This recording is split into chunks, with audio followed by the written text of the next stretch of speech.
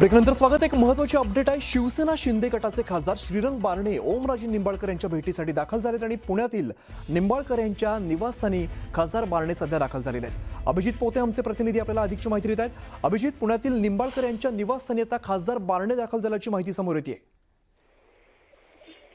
नक्कीच आपण बघतोय की ओमराजे निंबाळकर हे मुंबईत जे पवनराजे निंबाळकर यांच्या हत्येच्या खटल्याची सुनावणी होती ती पूर्ण करून पुण्यातल्या त्यांच्या बाणेरमध्ये असणाऱ्या नंदन प्रेस्पिरो गोल्ड सोसायटी आहे तिथे दाखल झालेत आणि ते दाखल झाल्यानंतर माध्यमांशी त्यांनी संवाद साधला आणि आता शिवसैनिक मोठ्या प्रमाणात त्यांच्या घराबाहेर आहेत, पोलीस बंदोबस्त आहेत आणि नुकतेच शिवसेना शिंदे गटाचे जे खासदार आहेत, शिवसेनेचे जे नेते आहेत श्रीरंग बारणे, खासदार श्रीरंग बारणे जे मावळचे खासदार आहेत ते ओमराजे निंबाळकर यांच्या निवासस्थानी दाखल झालेले पाहायला मिळत आहेत। खरं तर गेल्या 5 दिवसांपासून ऑपरेशन टायगरची जोरदार चर्चा होती।